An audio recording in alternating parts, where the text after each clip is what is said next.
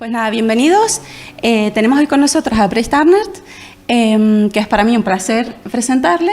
Lo conozco desde hace unos cuantos años, yo creo que más o menos cuando empezó a meterse más en profundidad en todos estos temas de los que nos va a hablar hoy, o por lo menos yo lo recuerdo así, de las clases del máster de economía austríaca, con discusiones pues muy acaloradas e intensas sobre temas de praxeología, bueno, y otros.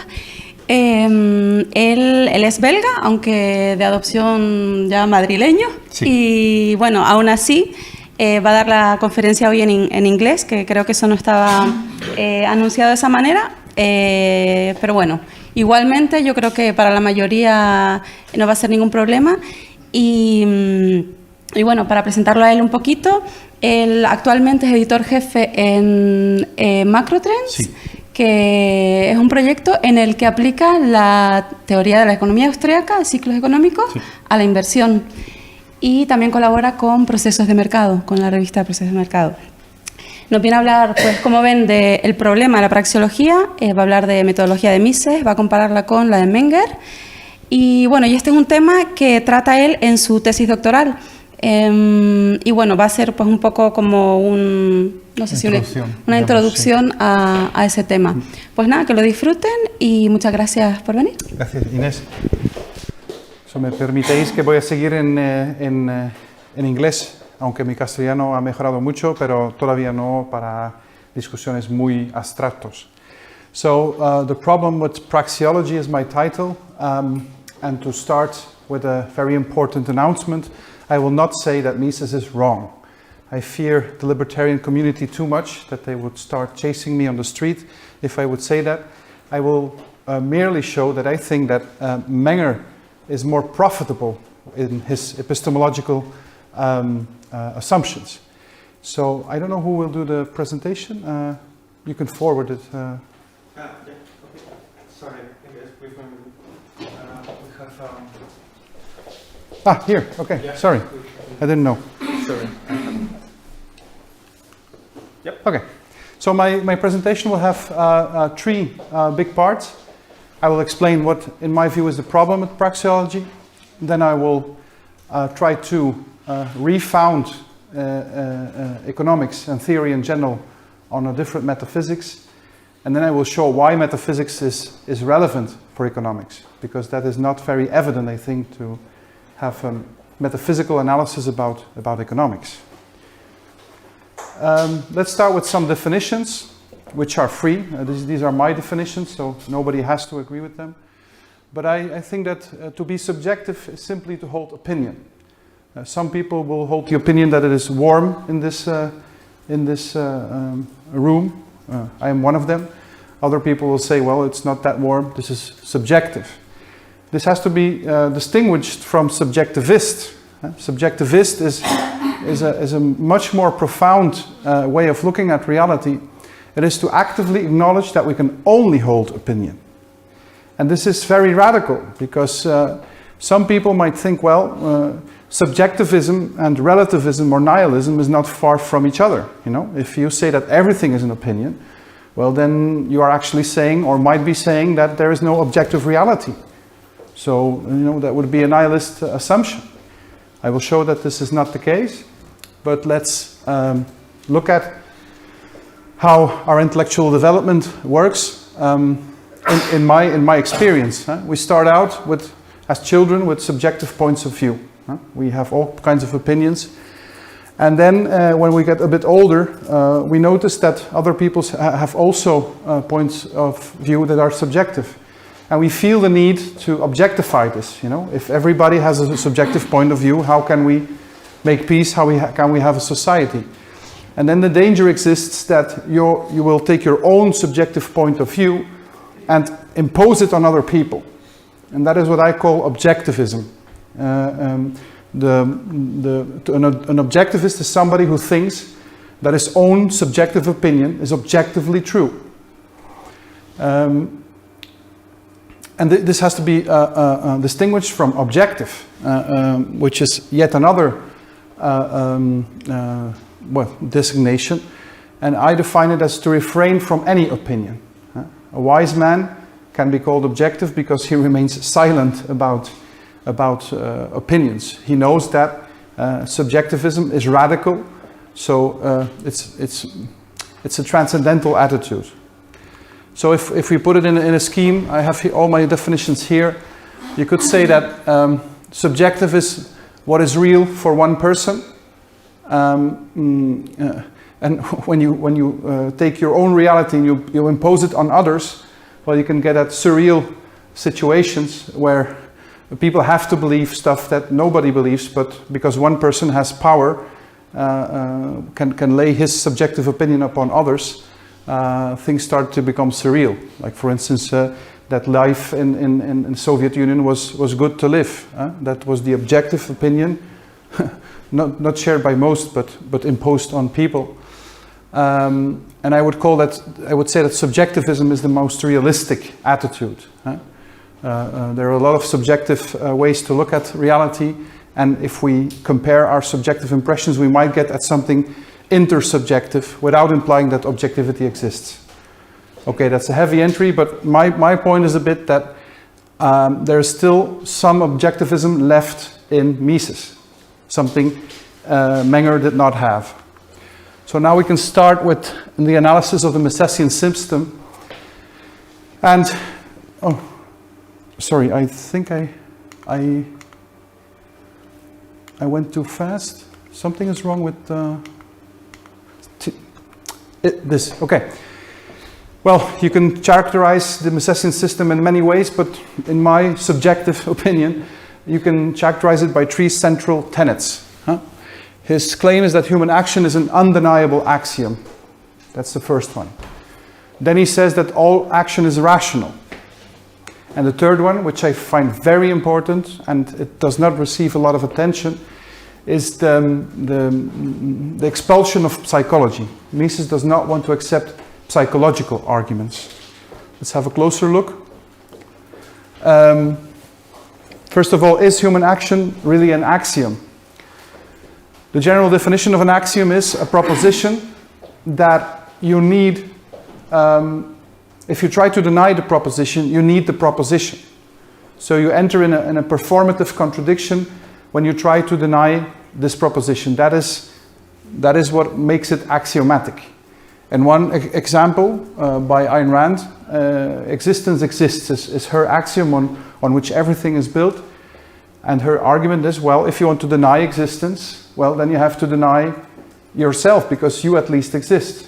So I don't think it's a valid kind of reasoning, but it is to illustrate how axioms are legitimized. Now, if you apply this to human action, what Mises says is that, if you have to deny human action, well, you are performing a human action. You are denying. So this is like the rock solid basis of his theory, and this is also the root of praxeology. And it seems an invincible position, But I do think that there is a flaw, and it's a philosophical point, but it's not an unimportant point. The point is that from the experience of himself as being human, Mises cannot impute humanity onto others. This is actually a non sequitur. It's not because I feel human that you are all human. I cannot know that. I can presume that. I can believe that, but I cannot prove that. So on the basis of this apodictical axiom is actually, under the basis of this apodictical axiom is actually an assumption which is psychological. It's a psychological assumption that we have that other people are human. And I have the example of Mr. Data. Well, I will tell it now. I don't know if this generation still has some references to the series Star Trek. There you have an android, which is called Data, and he's very human-like, but he has yellow eyes. His skin is a bit different, and he doesn't understand humor. His programmation is not well fitted enough. And he said, wait, well, you can recognize androids. We can know that they are androids. But can we logically exclude that this technology has been perfected and that I am an android? Nobody can prove or disprove that I am human or inhuman. And you might think it's far-fetched, but it has to do with the assumptions that people have about reality. And I will dig deeper into that. I just want to touch the point right now. So it's a non sequitur to think that because I experience myself as human, that others are human as well. I will delve deeper into this, but first the 3 points. Then the point I like most of all, is all action rational? Well, he says literally, human action is necessarily always rational. So that's actually a humble point of view. He would never say, Mises would never say, well, what you are doing is irrational, because he's modest, and that's a good thing when you are confronted with radical uncertainty. It is how do you say that? But the Misesian definition of rationality is very specific. It actually, I always interpret it as being meaningful. A certain person does something, and we can judge that as irrational, but we cannot say that. It has to be meaningful to that person, or else he wouldn't do it. So that is a basic assumption. And then, well, you are confronted with an interesting question. If all human action is rational, well, is it irrational then to deny the human action axiom?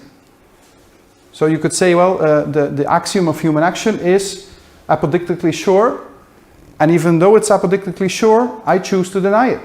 Well, then you cannot use, in the Misesian terminology, then you cannot say, well, that's irrational. No, you must acknowledge that this person, denies the axiom with good reason. It must be meaningful for him to deny it. And then the third point is closely correlated to that. Well, after that you have said to this person, well, you're free to deny the axiom. When you're alone with libertarians, you will say, well, what a strange guy, he doesn't even accept logic. And the point I'm trying to make is that it's vital for the theory of Mises to exclude all psychological arguments, or else it would not hold true anymore. He is unaware that his axiom is actually a psychological projection, so it's very logical that he excludes psychology. What does he take as psychology? He takes something else. He calls it thymology, and thymology is actually a reduction of psychology. It's the study of the conscious contents of the human mind. So all ideas people have historically, how intellectual history would be a perfect example of thymological analysis. But thymology is much more limited than psychology. And I don't know why this goes so fast. I do one. Okay. This is the model of the psyche I have designed. And if you look at the gray barrier, that would be the barrier between our conscious thinking, logical mind and our unconscious. And well, you could call the upper part, you could call that the logical part, and that's the part where Mises is with his thymology. But he cuts it off at the border of what is unconscious. And this is a methodological choice. I don't say that that is a wrong thing. But it does limit your analysis of human action to deliberate, purposeful action. While Menger actually spent the last 20 years of his life, starting from 1900, to try and found his methodology on a purely psychological basis. For people who want to know more about that, read Émile Cauder, 1965. It's actually in the history of marginal utility, but he has an important chapter on Mengerian methodology and his assumptions. And I have to thank Dr. Bagus for this tip, because I learned a lot from that book. So if you only take Mises, you have a reduction of human action. This is my point. One ahead. So let's apply this, for instance. This is denying Danny. He denies everything, But what attitudes should we take towards a person that purposefully denies the human action axiom? It's always action axiom. Can we call him irrational? Can we do that? Or can we admit that the Misesian conception of rationality is maybe too narrow? Because if he claims that Mises cannot prove that he is human, well, the whole Misesian defense falls down. So are there objective reasons to call Danny irrational for not accepting the human action axiom? So I talked to you about Mr. Data. I think it's a very important point. It's about the incertidumbre, the uncertainty. It's not limited to other people. We can make it bigger even. You could even say, are we actually certain that what we observe as the external reality is true? And this is the thought experiment that has been the subject of a trilogy, which is called The Matrix. And I would, if you haven't seen the movie, I would surely advise you to see it, because it's a very philosophical movie. How can we be sure that objective reality is actually objective and not just a programmed environment by robots that have taken over? And you might think this is silly, but the point I'm trying to make is that the problem with praxeology, well, the point I'm trying to make is that uncertainty is so radical that we do not even know if uncertainty exists. And that is the fundamental paradox that will be the basis of my system of thought. So to sum up, the problem with praxeology is that he presents his system not as a subjective way of looking at reality, which would be subjectivist. That would be nice. He said, well, I'm not sure that I'm right, but I do think that this is a profitable way of looking at reality. But he posits it as an undeniable system, because you cannot deny his axiom, and if you don't agree with his axiom, well, he cannot say, using his own terminology, that you're irrational, but he might think it. I cannot put words in his mouth, but in my experience, Misesians tend to be quite radical. You know, if somebody is irrational not to accept their axiom, well, they don't talk to them anymore. Well, I do think you know what I mean. So the paradox of subjectivism is that it must allow for its own denial. You have to leave the other person free, because the moment you start defending subjectivism as the objectively best way to look at things, you enter in contradiction. So we have a very, strange problem there. So that is what I think is the problem with praxeology. To present it not as a subjective way of looking at reality, but as the objective way. That to me is a bit of a contradiction. So how do we solve that problem? I was fascinated by uncertainty. I tried to look up definitions. I went, of course, to Frank H. Knight with his risk and uncertainty, but I didn't find a definition. Or I did find a definition, but I didn't like it. And then I started wondering, maybe uncertainty is so uncertain that we cannot even know if it exists. Maybe there's a pattern to everything, and then uncertainty would not exist. I will give an example of the paradoxes you end up with if you go subjectivist. For instance, tolerance. The idea that all cultures can live together is based on subjectivism. If you have your opinion and I mine, and we agree that all we can hold is only opinion, then we can live together. But the paradox is that if you have to respect every opinion, then there might be opinion who thinks that subjectivism is bullshit. And so you end up trying to defend subjectivism as the most objective way, losing your position. You're losing your legitimacy, because this person can always say, well, I thought you were a subjectivist, and now you're defending subjectivism. I do think it's a general epistemological problem. I don't know why this goes so fast. So the most fundamental paradox, and I call this the father of all insights, is that nothing is certain. Maybe we should take that as the axiom, a paradox. Let's make an attempt to determine if uncertainty exists. What would you have to do? You would have to index all existing things in the universe. I think that would be the first step. Then you would have to investigate if there are relations between those objects. And then you can see if there's a pattern in those relations. If there is a pattern, well, it's predictable. Then there's no uncertainty. But the problem with that is that you might index all planets and all trees and all everything, but you can never exclude that at the end of your universe, after indexing everything, there you have infinity. And within infinity, outside of our sight, there might still be objects. So if universe would be finite, then it would be easy. We just index everything, we search for patterns, and we decide on uncertainty or certainty. But we do not even know if infinity exists. I know this is quite philosophical, but I will come to the relevance of this in the third part. So stick with me. I will go one. Let me give one example of how uncertain reality actually is. The most profound idea in modernity is that causality is certain. We think because phenomenon B follows phenomenon A every time that we can conclude that causality exists.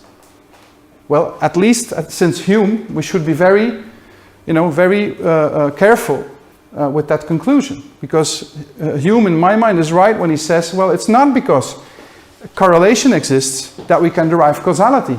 Causality is a different category than correlation. Causality is actually a psychological projection, because you have had the experience that the sun rises in the east every day. Well, then you think that there must be a connection, a causal connection, and there is no proof for that. It might be coincidence every single time.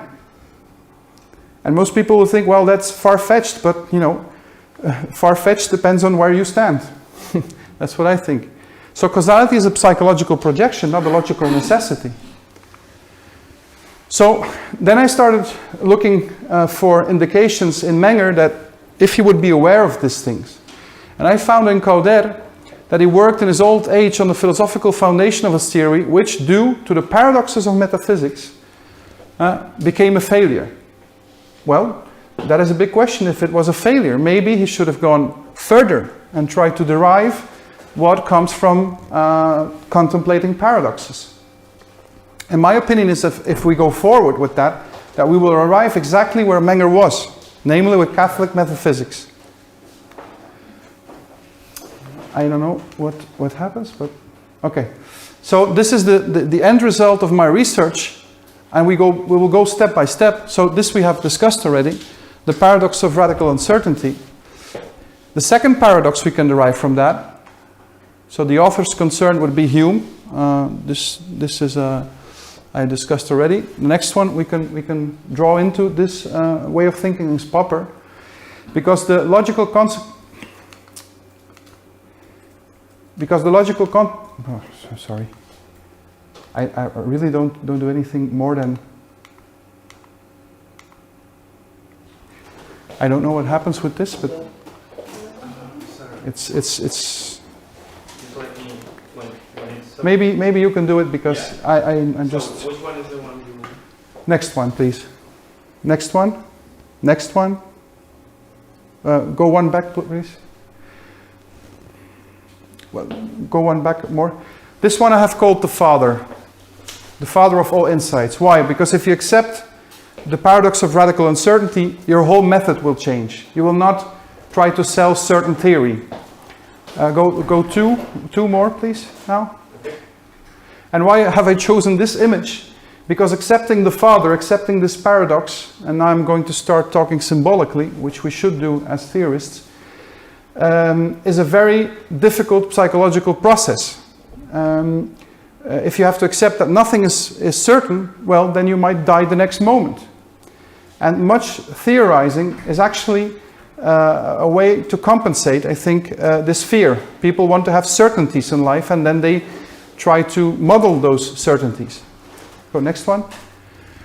But if you do accept that nothing is certain, you could say that you become the son of a new insight. And I think one of the most important people who have achieved that is Karl Popper. Because his point is a bit that verification, so positive confirmation of something in the past, does not exclude the possibility that it will be not valid in the future. His criterion is falsification. He takes the negative side. He says there is always the possibility that a theory we consider to be true today, that we think to be certain, well, is trumped tomorrow by a new fact that we haven't seen before. And like in the libertarian community, people dislike Popper because then you go to Relativism, there's no need to. I will show why there's no need to. But the central point is that falsification only shows what cannot be true. It never shows what is true. It's not because you have purified a theory from a contradiction, or that you have adapted it to a new fact that you could not explain before, that what remains is true. You don't know that. It might be that the day after that also proves to be untrue. So you have to take the attitude that everything remains a hypothesis until it's trumped. The next one. So in colloquial speech you can say you'll never know. So that's the paradox of total ignorance. And this is true for every theory, including this theory. So that's why it's a paradox. Paradoxes always kick you in the face. You think you say something and then they hit you back. And that's because you go from the logical side to the psychological side. You make a statement and they say, well, if that is true, if everything is uncertain, well, then you have said nothing. Or if you say that we cannot not know anything, then how do you know that? And modern minds think that is a contradiction. No, it's a paradox. And the difference between contradictions is that they refer to nothing, and paradoxes refer to everything. I will come to that in my third part. So, now we have two paradoxes. We will arrive at the Trinity, but how? The first paradox, uncertainty is so uncertain that we do not even know if uncertainty exists. It might be that everything has a pattern. We don't know. We just don't know. The second paradox is that our ignorance about that is so fundamental that we cannot even ascertain if that idea is right. So these are two very subtle sides of the same equation. The one side is metaphysics. It's on the nature of reality an sich. And the other one is epistemology. What can we know about a radically uncertain reality? Well, one thing you could say is that a theory that is too formal could never identify an informal or uncertain reality. Wait a bit. And now the question is, what is the relation between those two? Well, the relation between two things can only be logical if the identity of those two things is fixed. The identity of black and white is correlated to each other because we know what black is and we know what white is. But a paradox is so ephemeral that we cannot even determine its identity fixed. So the only relation between the paradox of radical uncertainty and the paradox of total ignorance must be paradoxical. And now we can come to the next point to show you the problem with measuring, with theorizing, and the third paradox. Take a swimming pool. And you want to measure the temperature. You do it with your hands, say, well, it's quite cold, let me measure it with my thermometer. And then you put in the thermometer to measure it. Well, the temperature that you will measure will not be the temperature of the water. It will be the temperature of the water plus the influence coming from the temperature that the thermometer has. So you never really reach objective reality. And this is a fundamental insight that has been, you can go to the next, that has been identified by Werner Heisenberg in quantum physics.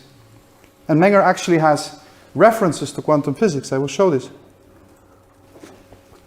He did it on a chemical level, on a level of electrons. He said one can measure the speed of a particle, but if you measure that speed, well, then you change the speed because you have to slow it down or whatever. Measuring something slows it down.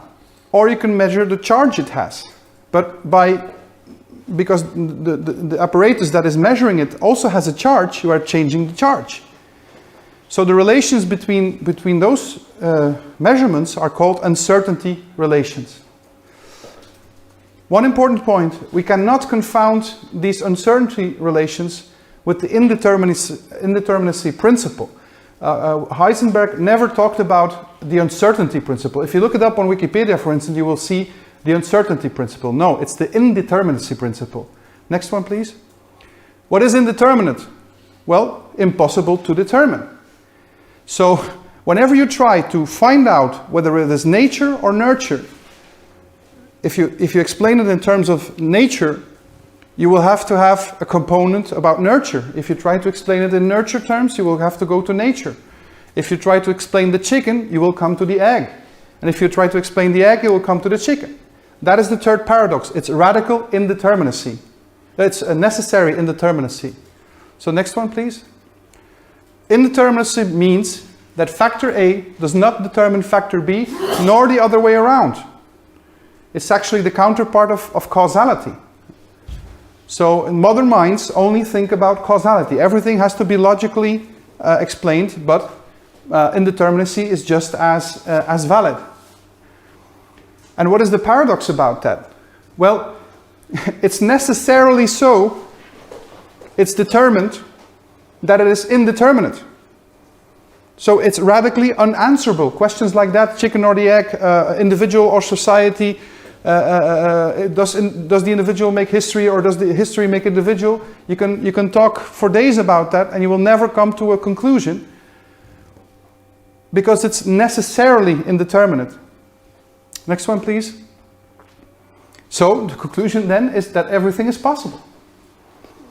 That leaves a lot of freedom to theorize. If everything is possible, then you can never say that another person is wrong. The only thing you can say, because wrong is a logical category, it's 1 or 0. The only thing you can say is that, well, you might be right, but I do not think that this is a very probable explanation. And in the third part I will show why that is a much more fruitful way of debating. Because if there is one thing I do not like, it's these kind of crispy debates between people defending their axioms, you know. What does that help anybody?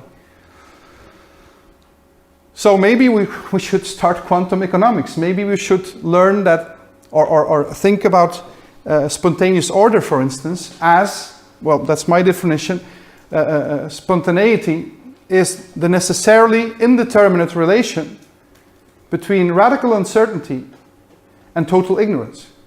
If you read Menger, for instance, you cannot really say where his reasoning starts. He starts describing how money came about, and before you know it, you have it on the page, and you have the theory of emerging properties and the theory of spontaneous order, but you can never pinpoint where did Menger start, and still it's good theory. So what I call the second indeterminacy principle is a bit like what Heisenberg said about the fact that you have to choose between speed and momentum. If you want to write good theory, you have to choose between being certain, have a certain method, and still produce meaningful content. You can have a perfectly logical theory that actually has no relevance for anybody. And during the interview I had before this lecture, I said, you know, that maybe the libertarian theory is very logical, but it does not appeal to many people. Maybe that's because we tend to be too much focused on the logical part and not enough on the psychological part. Because psychological is whatever is logical in a context, and that context is individual. So whoever determines the context determines the logic. And we only discuss about the logic, so we will never get anywhere with that. So the full picture is we have 3 paradoxes. Next one, please. And if you abstract that, we get this. Next one, please. Now, I can finally come to why is this relevant? Why do we have to talk about metaphysics all the time? Well, finding all this, I suddenly had this like connection. I said, well, maybe there is a connection with the Catholic Trinity. Maybe it's the metaphysics of Menger that induced him to write such good theory. And my assumption, I will go to the next part now. So the relevance often for economics. Go further, yes? Well, we can go on because we've seen it.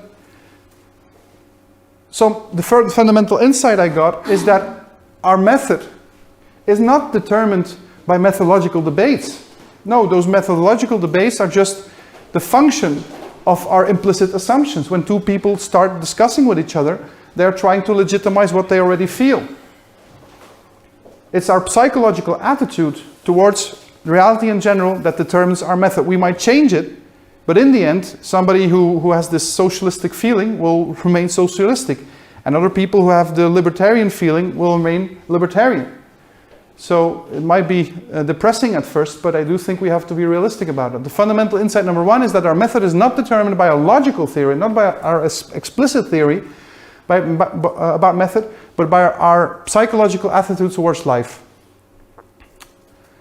So if you compare the attitudes that Menger and Mises have, well, Menger is a very modern man. He tries to legitimize his theory on a logical basis. And he said, well, psychological arguments, that's a bit, a bit too ephemeral. He compares it to metaphysics, and he's trying to do so. And again, I do not criticize Mises for taking this option. He's free to take this option and not another one. But I do think it's less profitable than that of Menger. He has no action, he excludes no field of theory, and still he has profitable theory. Next one, please. So the fundamental insight number two is that this attitude towards reality, towards life, is determined by our metaphysics. Next one. So what do we know about the metaphysics of Menger? If you read the excellent book by Schulak and Unterkofler, 2011, you can see that several references that he was raised in a strictly Catholic family. So strict even that he later, disavowed the faith, he left the faith. And his other two brothers, one became a socialist, and the other one was a liberal. And a liberal is not a Catholic is a conservative. So even though his later explicit convictions might have changed, I do think that your upbringing, your general way of looking at life is determined in an early stage, and that this Catholic metaphysics has had an important influence on his research attitude. Next one.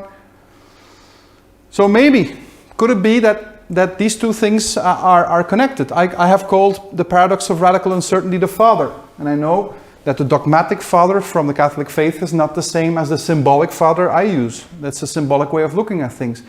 If you accept the father, if you accept the paradox of radical uncertainty, well, then you become a different person. You become a different theorist. So you could say you become a son of that insight. And the connection between you and uncertainty, if you accept uncertainty, then I cannot describe it any differently than that the Holy Ghost visits you. You become very inspired. You find new ways of seeing things. It's a very intensive process. So if we look at the literature, and I'm still reading, and if anybody can find references for me, I would be very grateful. If you read Menger searching for the first paradox, he does not really theorize about uncertainty, which is actually a good thing, because if somebody would think that they can define uncertainty, then it would not longer be uncertain. So we might see this as an implicit acceptance of uncertainty, though I cannot prove this.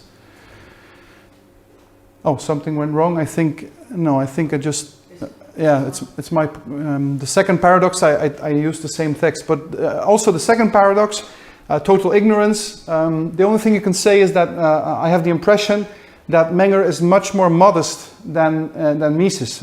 Mises, the first 100 pages of Human Action is like pulling punches at anybody, at Popper, at Hegel, at everybody he does not like. And very often I have the impression that he does not even understand what he's criticizing, especially Popper. That is a separate point, but I do think that if Menger makes a comment on the German historicists, it's a different attitude. But I have to substantiate that point. This is the weakest point of my research at present. I'm only beginning. And then the third paradox about indeterminacy. This is the most interesting part, because Menger actually really talks about mutual causation. He says there is a view that the parts of a whole and the whole itself are mutually cause and effect simultaneously. So that is an illustration of the third paradox. A view which has frequently taken root in the organic orientation of social research. And a bit later in the book he even talks about reciprocal conditioning. So the idea that it goes both ways, that you cannot determine it. But, next slide, he disses the view. He says, it's a view too vague to use, and this is what I will have to prove, that what I have said is not vague, that you can make it practical. This is what I will do now. But the point is, he could not see how you can make this practical, so he disavowed it. So now let's see what key insight he missed. I do think that paradoxes are the foundation of certain knowledge. On one subjectivist condition, that you believe in the paradox. So the quintessential human action for me is believing. Mises even says that there is no central category in which you can explain human action. I do think that is possible. It is about subjective beliefs, and we act on beliefs. That is the quintessential human action. So let's see why paradoxes are so good to use as an axiom. Why are they so special? What is it about paradoxes that fascinates us, that we cannot grasp it, that escapes logic? I had to think a lot about this, but in the end, it is because paradoxes are about everything. If I say nothing is certain, well, I am implying that everything is uncertain. So I make a statement about infinity. I make a statement about everything. So that also implies myself. It's not just about the object of what I'm saying, it also implies myself and my relation to the object I'm saying something about. So that is why I put a circle in dotted lines. Your logical proposition is not about a thing, but about everything. So it comes back to you, and that's what you experience when you try to, prove or disprove a paradox. It comes back to you. So while people would think it's a contradiction, well, you have to check if it is about everything. And if it's about everything, you can say it's a paradox. Then it includes you as well. The promoter of the proposition is included in the reach of validity of the logical proposition. Next one. So for instance, the point I will try to make now is that every paradox has something as its essence, and that something is infinity. So that is why they are so powerful. For instance, I told this before, radical uncertainty, how can we know if it exists or not? Well, we cannot, because we need to know everything, every object in the universe, and since infinity exists, well, we will never be able to index all those objects. This, of course, depending on whether or not people believe that infinity exists, which is the super paradox, Second one, next one. Total ignorance. What is the infinite aspect there? Well, you might have a theory which you think is true, but there are an infinite number of facts that might destroy your theory that you don't know yet. So that is how infinity is connected to the second paradox. And the third one is the most interesting one. The paradox of necessary indeterminacy. Where does infinity emerge there? Well, in trying to answer what determines what, you end up with infinite regression. So always infinity is in the background. And so, next one. And so if you try to abstract, we are already very abstract. We have three paradoxes. I know it's very abstract. But if we abstract the abstractions, then we come to a super paradox. Namely, does infinity exist? If you believe that infinity exists, well, then everything becomes logical. If you're not really aware about that, it's very confounding. Because to exist is to take shape. This exists, Paul exists, I exist. But infinity, well, it doesn't have shape. It's infinite. It's not finite. So to claim that infinity exists seems like the most contradictory thing you can think of. It's actually impossible to believe. And that's why I make the connection with Menger's attitude. If you are raised Catholic, you are also required to believe something that is radically impossible. Namely, the dogma of Jesus Christ rising from the dead. I am not claiming that Menger was aware of all these paradoxes. I'm not saying that. I'm only saying that if you can bring yourself to believe something impossible, then you transcend all logical categories, and then you might arrive at the research attitude that you need to be able to write good spontaneous theory. Next one.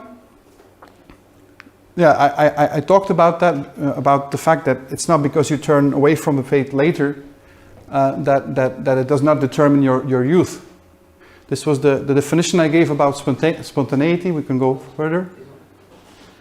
And now we have denying Danny. I'm almost finished. Well, I have 10 more minutes. Well, denying Danny is the critical guy. He says, what do I do with this? You know, how can this ever be practical? And now I will deliver on the tension I have built, or I will try. Next one, please.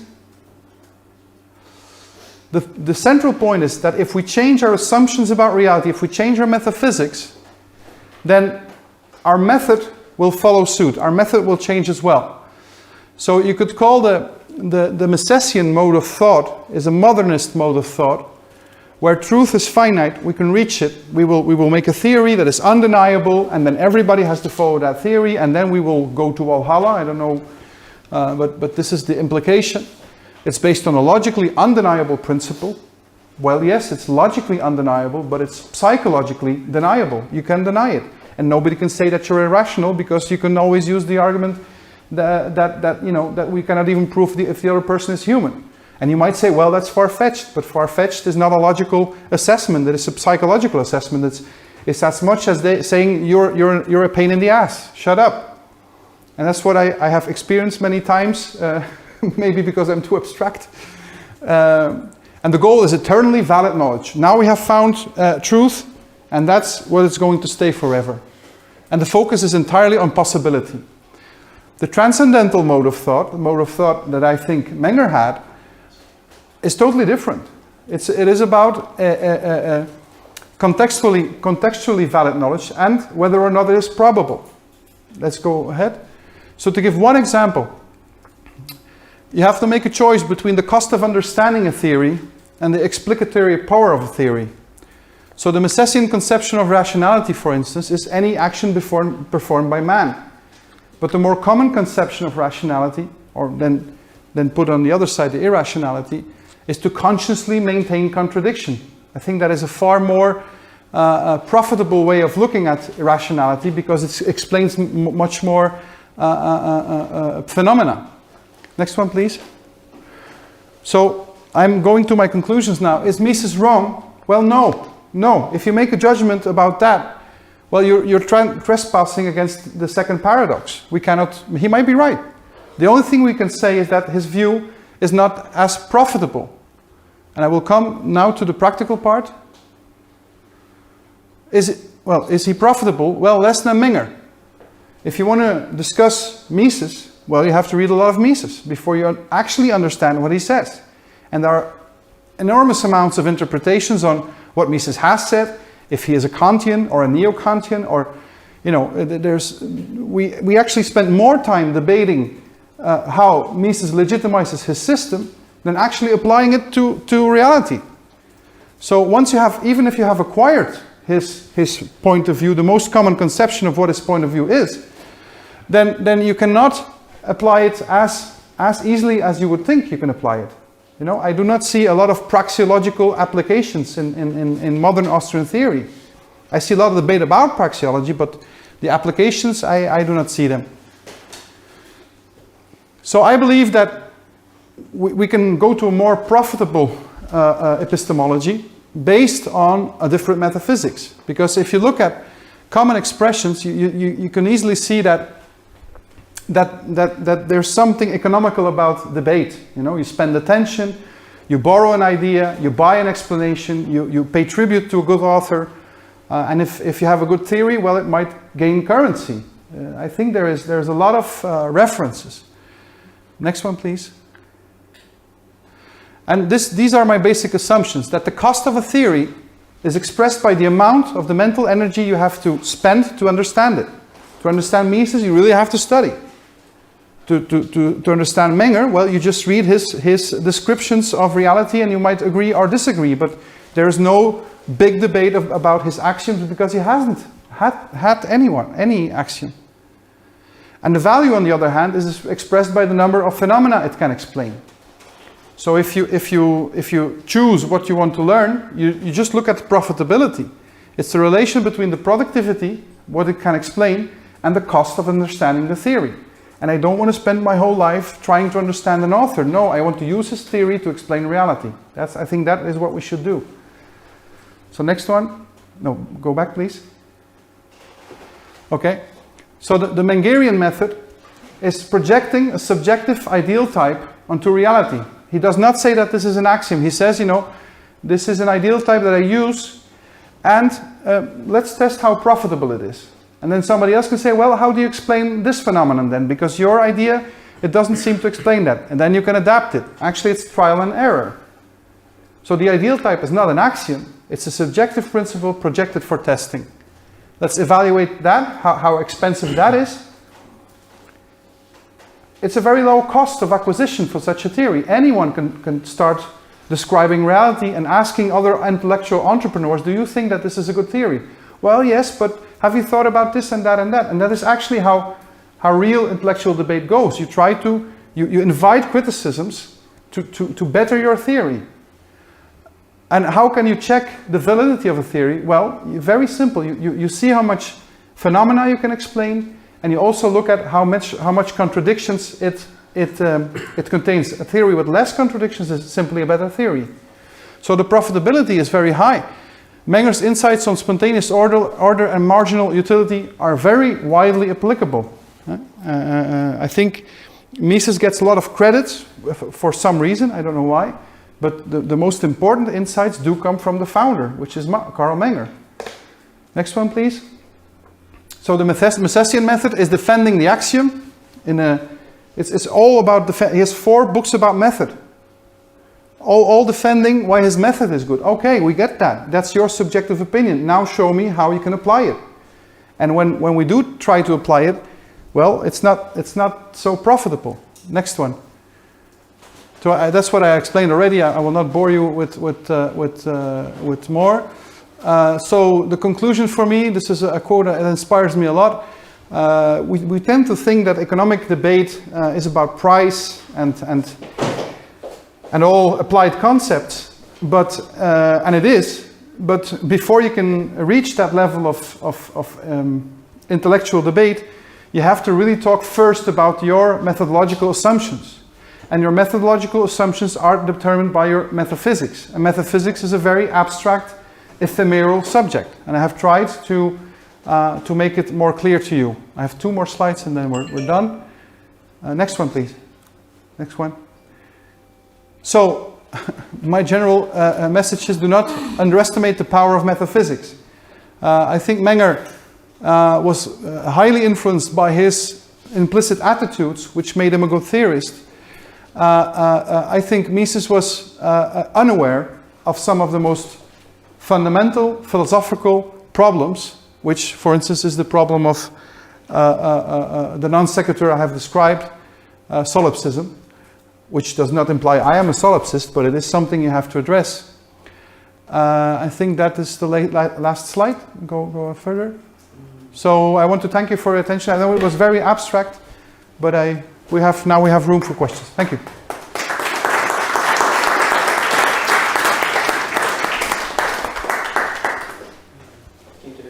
Who will start defending Mises, I guess, because I'm in a Misesian part of town. Well, thank you for your talk. Thank you for your talk. I enjoyed it very much. Thank you. You mentioned some ideas. Well, you asked for some references and extra Yes, authors. please. You say some ideas that remember me about Kuhn and Feyerabend. You probably have heard of them. Of course, yes. You read some. Mm-hmm. So for example, you're talking about this psycho-logics. I found it similar to Kuhn paradigm. Mm-hmm. So Paradigm shifts. yeah. Mm-hmm. So in general, yeah, I could say I agree with you. Actually, I have no questions. Okay. I just wanted to comment this. You say that Menger was more humble than Mises. In his sense, assumptions about reality. Yeah. Maybe in interpersonal relationships. No, I mean, yeah, that's different. But in his assumptions about reality. I didn't met them, yeah. So I would say it another way. I would say that Mises was allowing himself to take in higher risks than Menger was. Because Mises say, okay, we want to do it very solid. So he was taking this kind of positivistic position, even though he was against the physicalist position of the Vienna Circle and everything, but at the end that was a little bit positivistic.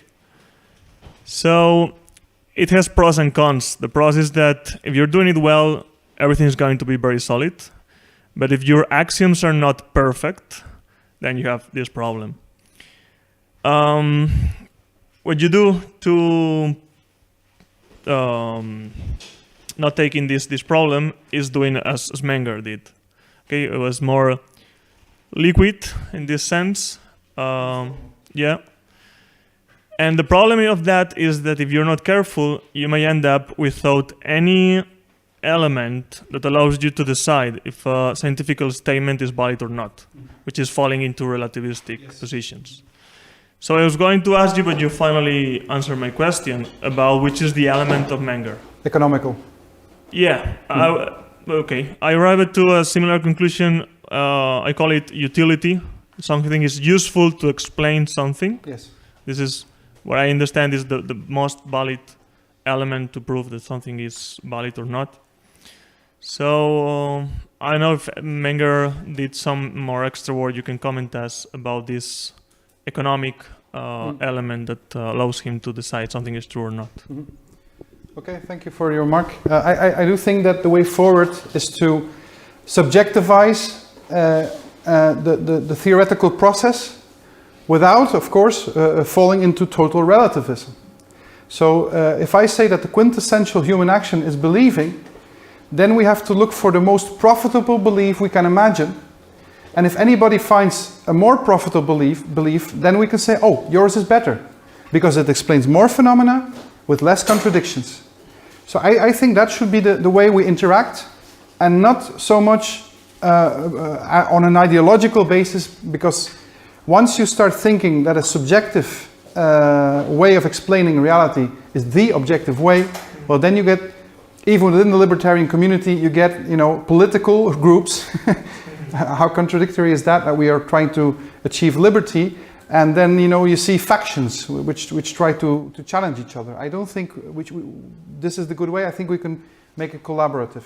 But thank you for your comment, and I do think that we can go on this Mengerian stretch without ignoring Mises, because he has done a lot of good work. But yes, I think Menger is the way forward. Paul? Thank you. Two commentaries. One of them is, in what do you differentiate from pure utilitarianism, like Bentham? Like if your way to approving or to loving a theory is how much utility does it have? How much results? Those are his words. I do not speak about utility. I know. Yeah. But I know. But still, like all the time you are arguing about how is more profitable or more fruitful the Mengerian system than the Misesian system, because it gives more results, more explanations of phenomena. Yes. And so one commentary is about if you are an utilitarian or something like that, and the other commentary is about relativism. Like if you, I mean, like the eternal debate since not even the Middle Ages but before, about between realists and relativists is that. I mean, the realists, like Saint Thomas Aquinas or many others, said to relativists, how, I mean, if you have relativism as a base, you can't explain anything, because you always doubt about everything. So that's not profitable. That's not fruitful, because you can't be certain about anything. So isn't it more profitable to have certain things, and at least until someone contradicts them and refutes them and demonstrates it is false. But at least you have to live with certainties. If you don't live with certainties, I mean, Mises was doing something normal. Have certainty in something. So some axioms. If you don't have axioms, how can you live? That's the whole problem. That in modernity we have started to think that certainty certainty has become so important that we prefer believing in a theory that will give us certainty but is irrelevant. Because if you believe in a logically certain theory, then you are not describing reality, you are making it, you're influencing it. Imagine that Misesians would take control over government. Well, then they would put their subjective reality onto social reality. And you might think that's a good thing. But are you describing reality? Are you part? I think the biggest difference between Menger and Mises was that Menger saw himself as part of the spontaneous order. Well, when I read Mises, it's like he's describing reality and he's not part of it. Modernity is characterized, I think, by the idea that reality is independent of the observer, and then we describe it and nothing happens. Ever since quantum physics, I think we have to acknowledge that our interaction with reality is what is making it up, that the relation between reality and our conception of reality is more important than each of these parts. And I know that's psychologically difficult, because we think, if nothing is certain, then what must be belief? I mean, what is the use of the thermometer to measure the water? I mean, you have to have that certainty that it's measuring correctly. That is profitable. So if you doubt about your interaction to measure reality, then what is the purpose of having a thermometer? Then do nothing in life, no? That is the danger of what you're saying, I think. Well, that's the psychological danger, the fear, because what you express is fear that if we take uncertainty as the axiom and, for instance, not human action, then everything is uncertain and all is equal. And I say, no, that's not true. You do have a criterion, but it's an economical criterion. Because your example about the thermometer is an example of physical reality. And physical reality is a lot less complex than social reality. Because social reality, if enough people believe that fiat money is money, then it is money. So there is an aspect of magic even in social reality. And so to have deterministic discussions about social reality, trying to be certain, I have never met a person that was subjectivist that used aggression against me. It's only people who think that their subjective point of view is the only correct point of view, they try to convince me. So it's very paradoxical that people trying to look for certainty actually make society worse than people who say, well, maybe you're right, I don't know, but let's get along. But it's different convince than to make an aggression. So that is the difference. That is because you think your objectivist way is and you want to impose it to the other one, so you aggress. But if you are subjectivist and you think yours is right and you have that certainty, well, you don't. You think it's right. Okay, you're but you think that you have that certainty, then you can try to convince without being aggressive. Well, I don't convince people. I think it's aggressive. Why? Well, I don't. I stopped doing that because I think it's a form of. You can convince a person. You can slam arguments at them all night, and they say yes, Brecht, you're right. And then they go home, and then they say, wow. And the next time you see them, you must have had this experience. Yes, many times. Many times. So. But sometimes it makes a seed that will grow you have there. To leave behind. I do believe in the Socratic way of discussing. If you see a contradiction with another person, don't say your truth because they're not interested. Point out the contradiction and make them doubt. And then leave them for 2 years and then come. Brecht, what you said back there about the triangle of deception about fiat money. Can you explain that again? Okay, but that is a psychological method. But that's it's not. Yes, method. but it's not the philosophical ground where you are standing. That is, you believe in certainties, and it's normal and it is human to believe in certainties. Well, my philosophical ground is paradoxical, so I don't have a ground. Okay, I'm trying to convince you about the otherwise. Yeah, and it's not nihilistic. Maybe if you could go back to one slide, the colleague in the back. Gustavo, or could you go a couple of slides back to the Trinity I posted? Or you already left? Go back until the Trinity is posited. That's far away. Well, one of those, yes. Well, you could say, well, you're saying that everything is radical, that we don't know anything, that everything is possible. Well, then we're nihilists, Then any socialist can come along and say, killing 100 million people to realize my ideal. Well, that was my subjective view, and then I could not say anything else. Okay, that's not my point of view. My point of view is that this is an Aikido move. Aikido. Yeah. The Aikido move is is if every opinion is subjective, then I can hold the subjective opinion that subjectivity is the best way to look at stuff. It's not easy, but a nihilist, for instance, is trying to convince you that nihilism is true. Yes. So the contradiction is on him. I don't think it's it's not an easy debate, but any nihilist trying to convince another person that nihilism is true is in contradiction. Any subjectivist saying, I personally believe in subjectivism, is not engaging in any contradiction. He's just saying, it's valuable to me, it's a profitable way of looking at reality to me, and I will not force you, I'm a libertarian, I will not force you to agree with me. I think if libertarians would start doing that, they would actually get more people into the cause, because it's very annoying at times. You know, those people just want to convince you, and it's for many people it's aggression. So, but to make my point absolutely clear, this whole system depends on one central point of belief, namely that infinity exists. And if you compare it to the Catholic Trinity, that would be that God exists, because I think it's that is a synonym. But that would lead us too far. I only had 1 hour to explain this. Maybe I should have devoted more time to prove why I'm not a nihilist, I'm not a relativist. I'm just saying that it's about the method of interacting. If you try to convince another person, I think that's wrong. But that's only the psychological level. That's the psychological level, but what I'm trying to show with the triangle as well is that the basis of philosophy is psychological. So you are trying to find a logical system that is self-sufficient, and any logical system has a psychological context. You cannot diss psychology. And if you want to win the hearts of people, you don't talk logic, you talk psychology. That's what I think. Okay. How many time do we have for questions? 40 minutes, okay. Thank you so much, Brecht.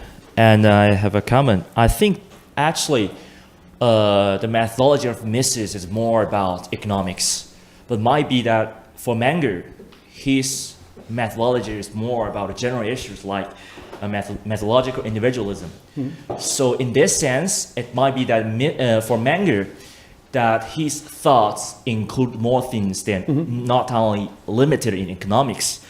And I do agree with you that we have to apply more praxeology in reality. There's a very good case, the book In Defense of Deflation by Professor Philip Bagus. In this book, it talks about the psychological reaction from the common people on the deflation and inflation issues, and why people, they prefer inflation, not deflation, in the psychological perspective. And I think this book is a very good application, using not only praxeology but also some psychological studies to explain the issues. And this is just a case. And as I said, I agree with you that we have to apply more. So when you were making the presentation, I was just thinking about what we can do more. For example, like right now, Trump and Kim Jong-un are going to make a meeting in Singapore the next month. Obviously, we cannot use only praxeology to explain why they are going to meet. So we have to use some psychological assumptions or other science to analyze that what they two both are thinking about each other and what are their real intentions. For sure that we know the conclusion that we don't need interventionism, and we need peace, and we need to protect the property rights from people in Korean Peninsula.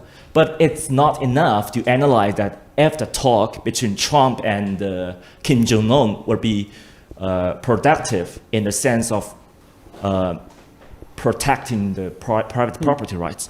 So I think that so we have to. I think you're right. We have to study more. It's not like that we are against the Mises or something. But the application, I think, should be a very important thing that we need to do right now.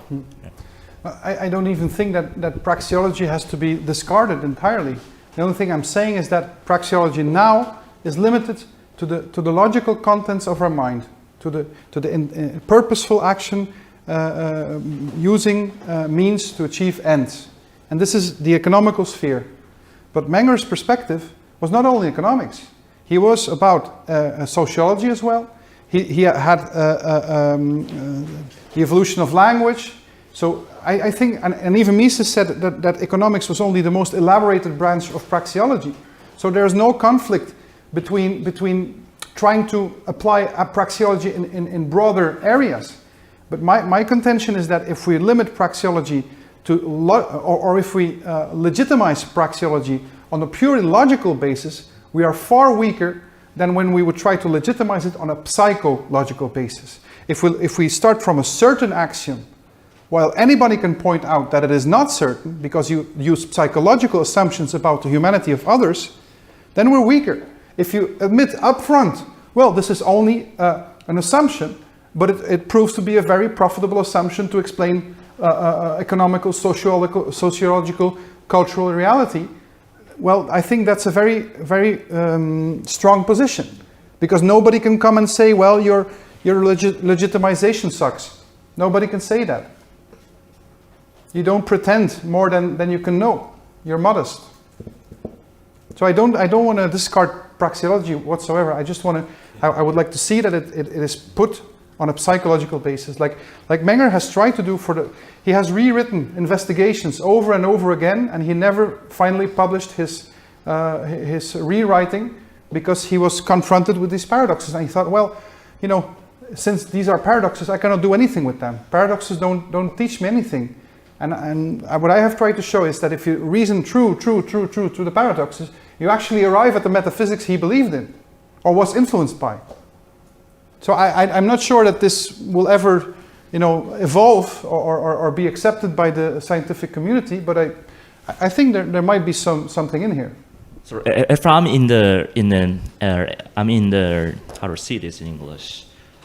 If I'm in the committee for seeing your defense, I would say that this would be a very excellent dissertation. Though that I don't know if the correction the conclusion is correct or not, but it's very original. It's very interesting. I don't know. We'll see about that. I still have 3 years to make amends if it's not good enough, but I hope not.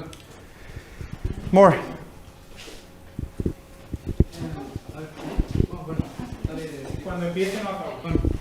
Vale. Vamos a dejar Paco por el final. Dime. Well, it seems to me that the definition you made of an axiom is equivalent to the definition of an analytic proposition. I wanted to ask you if that's so, and what motivates this definition. So an analytical proposition is a proposition that is true by virtue of its meaning, its inherent meaning. It's not true by a bachelor is a married man, so that is a proposition that is analytical because it is implied in the phrase. It does not make reference to empirical content. We first have to agree on what is an analytical proposition, because we have whole debates about that as well, which I do not consider very productive in trying to explain reality, but okay. Well, then we could start with subjectivism, applying subjectivism on Kant, because what is an analytical proposition to one person might be synthetical to another person. A person not knowing, for instance, what wedding is, like a child of 5 years does not know what matrimony is. For them, that would be a synthetic proposition. So to me, Kant is too objectivist, but that's a different story. So no, I don't think that analytical propositions and axioms are the same. An axiom is a starting point of thinking that legitimizes itself by virtue of the fact that you have to use it to deny it. So you would enter in performative contradiction. You would say, well, this axiom is not valid. And while trying to prove it's not valid, you're using it. And that's why human action is so appealing, because it's a very appealing thought that denying is a human action. So you have the feeling that you are entering into contradiction. And this is all true as long as you assume that the other person is human too, which is not something you can prove, which is a psychological projection. So my critique is pretty refined, but I do think it's valid.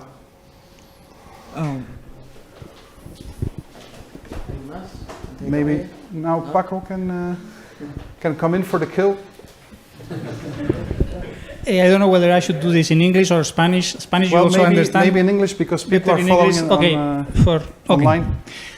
Thank you, Brecht, because this is very, very interesting. All the issues you have touched are very, very interesting. And there are some things that are highly valuable, others that are a bit problematic. Okay. The first thing that I would say that in order to criticize Mises, you do not need to go to Menger. And I don't see much, I don't understand why you do it. I mean, maybe it's because it's the typical thesis, you are in the Austrian school, then you want maybe to compare two authors. The thing I see is that Mises and Menger do not study the same things regarding what you are dealing with. It's true that they coincide in some issues. I mean, Menger is probably one of Mises' teachers or precursors or whatever you want to call it. But then Mises does something that Menger does not do. I think Menger like wrote what? less. Menger wrote about money and also the principles of economics. And of course, as you have said, Menger dealt about sociology, psychology, economics. Mises goes kind of a step further or a step down, saying, okay, I want to ground all this philosophically. And he fails. We can discuss that. Okay, let's discuss that. The thing is, Menger does not do that. Menger describes many things brilliantly. I'm not dismissing Menger. Menger is a very interesting thinker, but it's not that Mises and Menger are against each other. No, I've never said that. With different things. So one thing that I found interesting, when you had to defend something that Mises said, it was very easy because we all know what Mises has said and where he has said it, how he thinks about many issues. But about Menger, you had to go like to secondary references of people thinking about what Menger might have thought. That's so the nature Menger of did not study those things specifically, and we just have to infer what he might have thought about those issues. That is a bit, at least dangerous, but maybe you're right, and maybe these people are right, but since Menger did not do it himself specifically, there will always be... We have a lot less information about Menger than we do have about Mises. That's a basic point. Yeah. But to comment on your first intervention, they do not talk about the same things. You say, well, the gist of the problem is that Mises thinks it is necessary to legitimize economic theory on a logical basis. Yes. Have you read Guido Hülsmann's biography of him? Well, the first part, the first chapters. But then my point is that Menger does not feel that necessity. And then it's very easy to say, well, Mises is more, elaborated because he at least can legitimize where he's coming from. And what I'm saying is that if you have a metaphysics like that of Menger, it's so evident. Some things are so evident. When we read an author like of 2 centuries ago, it's better to look at what he does not say than to what he says, which is very difficult because you can interpret whatever, but you have to look at the cultural context. And the cultural context of Mises was liberal. The cultural context of Menger was strictly Catholic. So the common conception of reality was a shared Catholic conception following, well, the Trinity is one of the most central things in Catholic dogma. Well, you can discuss with Catholics, but I think both the Holy Trinity... But what I'm saying is that I think, for instance, that you go too far, because I don't see that there is so much difference between the cultural background of Mises and the cultural background enormously. of Menger. That's a point of contention we have. I think they are day and night when it comes to culture. Mises is a modern thinker. Menger is not modern at all. He's a classical, Aristotelian thinker, but I don't want to go into the discussions on neo-Kantianism and Aristotle. I want to look at the cultural atmosphere and the basic assumptions that people share about reality. Those determine your method. It's not your theory about method that determines your method. That is already a rationalization. Maybe.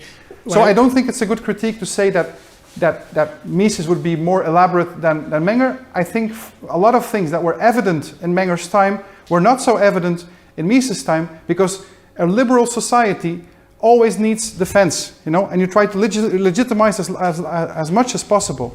So that is why Mises appeals to thinkers, because he's a thinker as well, and Menger seems to be a guy that is just applying stuff.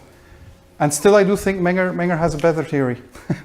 I think that's debatable. I mean, that's Okay. historical issue. We might do it if we have time. I think that's a detail, but maybe for you it's very important. It's the essence for Where me. I was going to go is, at some point, Guido Hülsmann describes Mises and what he's trying to do perfectly. He says that Mises had a period of depression, that he thought he was worthless or something like that. I don't remember the details. Okay. And then he says something typical of an hyper-rationalist. I want to build economics from the ground up, and I want to make it fully certain. Yes. I want to talk about things that are Apodictically true. certain, and I don't think he invents those words, but he uses those words that are not common usage words, but they are if you go to kind of deep logic, deep philosophy. So it's a psychological motivation. But not cultural. It's just his way of being. There are people who are like that. They are kind of afraid of uncertainty, afraid of grace. They want the black and white. They want to have the perfect argument. So Menger's descriptions are very, very high quality descriptions. But they're gray, they're probable. No, not only that. I'm saying Menger is speaking about economics in general, about exchange, about money.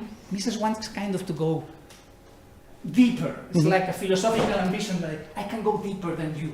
I can give the groundings of your work. It's not that your work is wrong. I can give you the grounding. And he goes to, human action. The action of human action. But do you see that the result of that is that we start discussing more about those philosophical foundations than actually applying economic theory? Well, I think Mises does both. Mises wrote a lot. If Mises had been only an epistemologist, I would have said that's a problem. Mises has problems. One of the problems is that his epistemology is not as strong as most Misesians think it is. I think that Mises and praxeology, I have described it as a black hole. And this is going to contradict your cost theory. I think it's extremely easy to understand Mises at least superficially. I could explain human action and intentionality or teleology very easily, but then when you start using words like apodictic and versus hypothetical, that's where the problems come. Yes. But those are not so hard if you're really interested, and those are not so necessary. When you read Mises a second and third time, you say, hey, this is everything obvious. It's just that at the beginning it seems very complex, but it is not. The problem is that he insists on dealing with certainty and proving everything very logically. And as you said, it is not that what he says is false. No. It is not that what he says is wrong. But then I would not go to Menger. I would use other words, things that I have been working on for years, is that what he says is very vague, very incomplete, very generic. I mean, you can say these truths generic. I mean, they are logical general. They are like skeletons. They lack the meat. They lack the details. That is why I am always accusing the praxeologists of what they say may be true, but maybe not relevant, because it is like saying, how tall am I? Well, I am between 1 centimeter and 1 kilometer tall. Is that true? Yes. But it's not relevant. But it's not very precise. So when they discuss economic issues like the business cycle, they say, it has to be the central bank and central bank credit manipulation. Okay, I can see your reasoning, but your reasoning is so abstract, so vague, it lacks intensity. So I don't know how strong the effects you're talking about. But this is a detail. So the problem with Mises is that he insists on being there. So how would I do the thing about dealing with Mises? Complementing his ideas, I mean, seeing his problem, and then what I'm trying to do these late years is, you need to understand biology, you need to understand agents and action in general, not only human action. Also, there's a word that you have barely used, that is intentionality. Mises says rational action. We can discuss the definition of rationality later. What you need is cybernetics, because cybernetics is a theory of control of action. Okay, but now you are talking about fields of application, or fields of interest. I want to stick to method. What is the method that I recognize in Menger? Does he have an axiom from which he derives the whole body of economic theory? No. What does he do? He says, well, I think this is ideal, typical for reality. So I describe reality. And then he's open. I think this is an intellectual process that any writer has. Then he tests his theory. Then he says, in your mind, well, can I apply this? Yes, yes. Oh, this I cannot apply. Then you adapt your theory. And why do I believe that is a better way of looking at that? Because it is very open to contributions from other people. A true Misesian cannot be open. He has to defend his axiom. He has to defend the logical steps derived from that axiom, and he even has to defend that some arguments cannot disprove his theory. Psychology, I'm very sorry, but praxeology does not accept psychological arguments. And for a Misesian in his system, that is okay. But if we are talking about relevance, well, then we have a problem. So I think we agree, Paco, for once. The problem with the Misesians, you have said, is that it's not that they are wrong. It's not that what they say is false. It's that their world is very small. They only look like at the core of reality. They give an abstract description of humans. Yeah. Mises does it. Rothbard does it not only in his economics but also in his ethics. They only see humans as rational, intentional actors. They say psychology exists.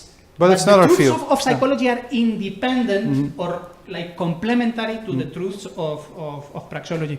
And in a sense, that's true. But then what I would say, intentional action is not only human. Animals have intentional action. Electrons have it. No, you need to have some control mechanism, and in order to you need to be either a living being or a machine produced by living beings in order to direct that actions. That it would take a bit long to explain all that. So that's your subjective view, I presume. Again, let me just say one thing. I think if you start a conversation with people about the axiom of human action, they will listen intellectually. They will listen because they think it's a nice way of talking. If you start a conversation with nothing is certain, that is much more inspiring to start. I think on a purely I'm not now talking strategy. And if you can show to those people that even if you reason more and more and more in a paradoxical way, that you can arrive at certainties, well then you have them, I think.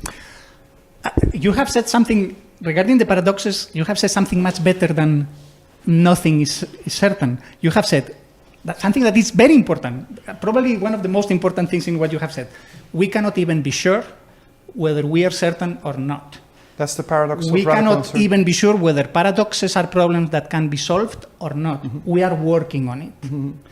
So science is about objective knowledge about reality, because it tries to push the subjective aside, not denying that there are subjects, that there are people who have opinions, but trying to eliminate the biases that might be included by their emotions, by the limitations in their cognition, in their perception, in their point of view. So science is objective in your mind? Science tries to be objective, of course.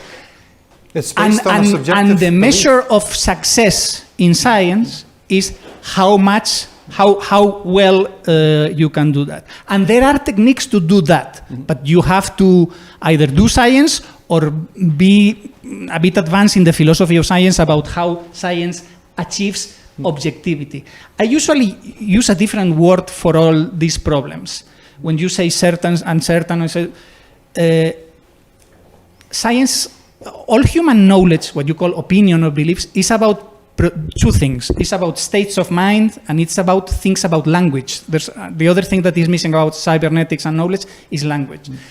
Is that things are not perfect. Everything has problems. Even Mises's theory, well, I would say we can be certain that intentional rational action exists. I would say that it has problems.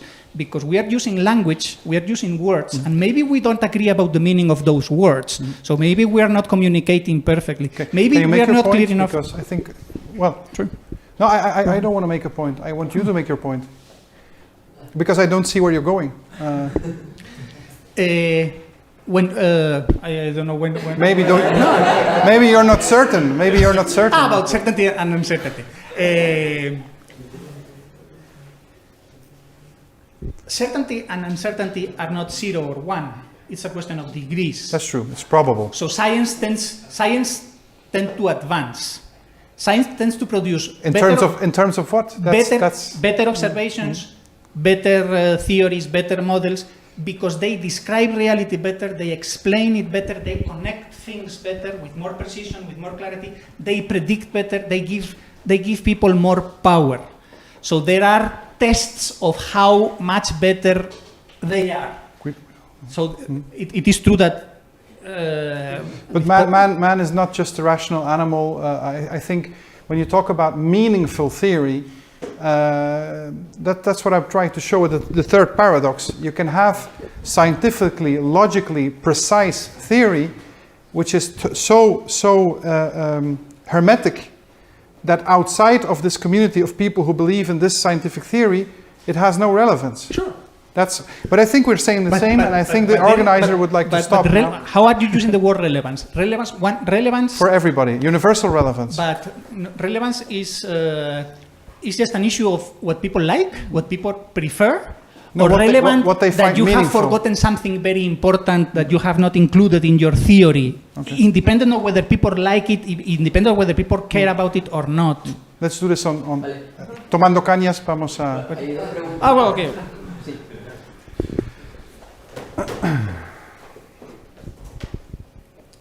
So, Ashwater has a question. Do you think that quantum mechanics can be applied to consumer theory or reduce theoretical uncertainty?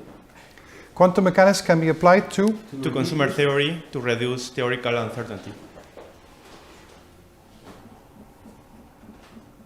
The essence of quantum mechanics is probability. It's not about ones or zeros, but everything that is in between.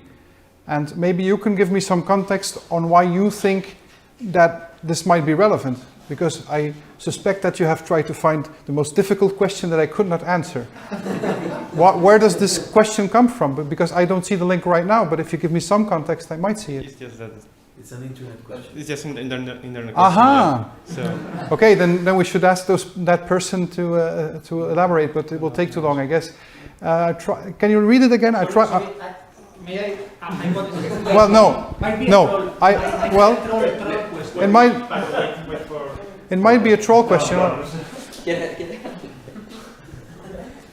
I'm just saying that it might be a troll question. If I don't have context, it's very difficult to answer a question like that, you know. Is there anybody else who wants to ask a question? Because Paco, you will. Yeah.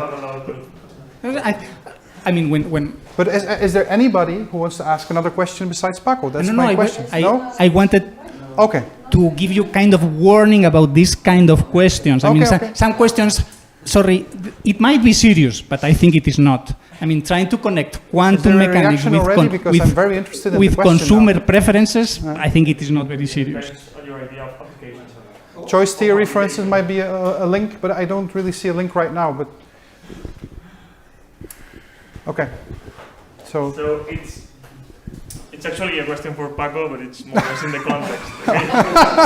Okay. It's more or less in the context. It's what I was explaining before about this element that allows us to decide if a statement is valid or not from a scientific point of view. Which one do you think is the right one? You understand which element? For example, I proposed utility. Something is. We accept it as valid if it's useful to explain a phenomena or something. Well, Which is the element that you consider it's what you need to prove that something is true or not? What do you need to prove whether something is true or not? Yes. Depends on your definition of truth. For starters. Truth is a property not of words. Truth is a property of statements. So if you say, is utility truth? Utility is a word that has a definition, and then it may be fruitful, it may be useful in theories, but then the statements in the theory are true or not. How do you know if they are true or not? Where truth is correspondence with reality. Well, let me intervene on that. What I've tried to show is that, or maybe I didn't show it enough, is that modern truth theory is indeed the correspondence theory. You have objective reality, you have the subjective observer, and then the interaction between them, that's not very important. What we know since quantum physics is that it is all about the interaction. So your truth theory cannot be logical. It can only be probable. So if you think that truth can be arrived by logical ratiocination, you will be very disappointed. Because truth, I think it's true that I think truth is transcendental, but that's not another subject. It's actually what is behind this. What you are pointing at with your paradoxes, which are very interesting, is that there are domains of reality where truth is difficult, where truth is much more problematic than it seems.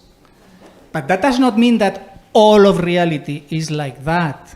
I mean, there are truths in certain domains where you can look at the sentence, look at what is said, then look at reality. Logical truths. No, but I'm not speaking about logical truths. Truths in general. Let's count how many people are there. If you say, okay, we are 18. Can we check whether we are 18? I don't know the number. Yes. So we understand what the words mean. We start counting and say, oh, no, the statement was true or the statement was false. Their truth is possible because it was relatively easy. If you say, is the universe finite or infinite? Wow. Truths there probably are difficult and maybe unreachable. They're completely agree. So, but you would agree that the latter kind of truth is comprehensive for all truths. So infinity must be the biggest thing between brackets that we can imagine. So all local truths, I think they will be smaller than the big truth, you know. Actually, the problem is that But okay, this is things for the bars, for when you have cañas. Now I would like more pointed questions. I would say that you can easily count, okay, there are 18 people, but you don't know if this girl is pregnant, so maybe this 19, and you don't see it. It's just, sometimes it's not so, we have the temptation to think that things are very easy, but then normally are more complicated than what they seem. But I was going to say something else about quantum physics. I have like two versions of quantum physics. One of it is that you modify reality when, let's say when you measure it. But then there's another version that says, no, you modify reality when you look at it, when you observe it. Just observing. Observing is not the same as measuring it, because I can understand that measuring, you can modify as with the thermometer example. But observing, really, do you modify reality? I think you should have to prove that if that was true, no? What I want to mean with that, if truth, in a classical definition, truth is the adequation of the mind to reality. That's the modern definition. That's not the classical definition. Well, that's the whole point. What do you think is the classical definition? I think the classical conception of truth is transcendental. That truth is how you say that? Is above all abstraction even. Yes, you cannot grasp it in finite terms. But because it's superior than the human mind. Yes. So the real the classical, idea, the modern idea is that we can logically determine truth, and I do not deny that for practical things. But to say that this is then the final truth. But no, I think there are two levels. One is the level of truth. Let's say with the caps letter, with a little t and a big T, yeah. The big T, and it's transcendent because it's beyond humans, and human cannot grasp it really. Yes, like infinity, for instance. Yeah, like infinity, it's beyond, so you can't. But in a normal way of saying truth is when a person uses his mind to observe reality and to know reality as it is. And the modification of medieval ages and classical theory was, no, the human mind can modify reality. Humans control and build reality. And let's say medieval thinking was no, we are more humble. We don't build reality, but we know reality. Reality is outside humans, and it's and you can only like know it and describe it the better you can, but never 100%. Mm-hmm. Mm-hmm. And I just lost my point where I was going, but I think something it was something about, well, yeah, your definitions and with you, between you and Paco about truth and how and the relationship with quantum physics, as how can you really modify reality by just observing? Well, the most recent experiments, I'm not a physicist, but from what I have read, the idea that it is the observer observing that changes the thing. It's not just with conscious objects. Even if they put a regular object, it still has an influence, a quantum influence. And my hypothesis, but this is don't take my quote for this, is that every object radiates energy, radiates a frequency. And when those frequencies collide, they might create a particle. Because one of the things in modernity is to think that matter is the thing to be, like modern physics is about matter, while you could say that classical physics is about energy. And so your question is not about economics and by far, but I do understand your point that observing reality, you do not believe that it changes reality. I don't think, but I am open to think if someone demonstrates it. Yeah, well, it has been demonstrated, I guess. I have seen some videos about it, and I don't have the find feeling that we are just, okay. way, and I know it's an abstract thing, so if you go high, you go far, but we have to, stick a bit, and I think we're practically finished. I'm thirsty, that's why. Sorry, you have 5 more minutes. We have paid for 5 more minutes. Oh, yeah, thank you. We have paid for 5 more minutes, and we started You have 10 paid minutes. for 5 more minutes. We started 10 minutes late, so. It's true. Yeah, Brecht. please, some more water.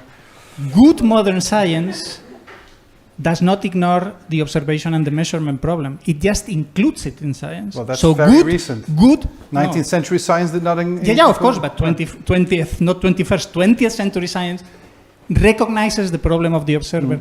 And it knows that the measurement, like the thermometer, creates a problem because it either adds energy to the water or takes energy to the water, so it changes the temperature. Thank you. But it can be defended that you can make the measurement delicately enough so that the alteration that you cause on the observed thing is basically irrelevant, because there are errors of measurement anyway. And so what is that your point? You can reduce, so that these things are not always, again, that these things are not always that important. People tend to think, oh, we cannot reach truth because when we observe reality, we change reality. Science already knows this, and then what science produces is theories or models that include not only the things observed, but the observers themselves. And as I was telling you, in cybernetics, there's one thing that is called second-order cybernetics, which is how do you represent not only the things, but the observer and thinker thinking and observing about the thing. And you can even have but the person writing that theory of second layer cybernetics is an observer as well. Of course. So you end up with infinite regression, and this is the point I have been trying to make. Yes. That even logic, a whole logical theory, is based on a psychological projection. So my point stands. What I'm trying to say is that this process, it is possible that this process converges, that the corrections that you are doing every time are minor, smaller and smaller and smaller, so that you have a better and better view of reality. So that, again, that problem exists, but it is not, maybe it's not an unsolvable problem. Okay. And the last thing about rationality. You talk about intentionality, and I have to say something about that. Okay. Menger was very influenced by phenomenology, by Franz Brentano, and one of the central concepts in Brentano's philosophy is intentionality. So even there, if you would say that Mises' rationality can be interpreted as intentionality, even there I don't think Mises is so relevant. You can do perfectly what you do with Mises with Menger. Sure. I mean, Mises is not the only thinker, philosopher, or economist who has dealt with intentionality. Probably he's the one who has done it more deeply, and also in the Austrian tradition. What I meant about intentionality is just a detail.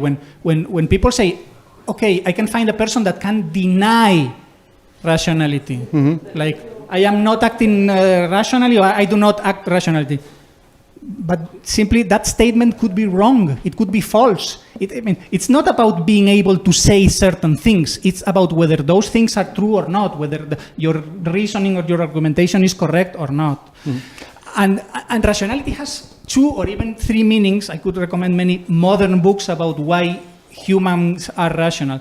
What Mises means with rationality is that people have reasons for what they do. They have motives. Well, that's what I said about meaningful. And the other thing is that they reason about what they do. They think about what they do. Once they have decided they want to. I think they don't. I think they rationalize after the fact. Yeah. That's a possibility, but I think it's time to go to the cafe to meet you in another capacity. I just want to point out that Paco has exactly the same attitude that says that Mrs. have. It's just digging deeper and deeper, and you remind me of Mrs. That's a compliment for him. So don't do that with me, you know.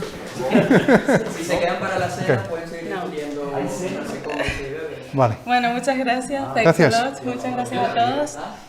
Aprovecho para invitarles, por una parte, el próximo viernes, la próxima conferencia de Domingo Soriano, que será sobre pasado, presente y futuro de los medios de comunicación. Va a hablar pues un poco, un repaso habla de la crisis, de internet, posverdad e ideología, todo eso en relación con medios de comunicación, seguro que va a estar muy interesante. Y por otra parte también invitarles a apuntarse no solo a la Cena de la Libertad, que será el día 1 de junio, sino también a la convención que es al día siguiente, el día 2, el sábado, a lo largo de todo el día, en la sede de UFM Madrid, en Arturo Soria 245. La impulsa el think tank New Direction en colaboración con Juan de Mariana, y colaboran muchísimas organizaciones liberales, sobre todo españolas, y bueno, va a haber muchos paneles y creo que va a estar muy interesante. Se pueden apuntar conjuntamente a la cena y la convención.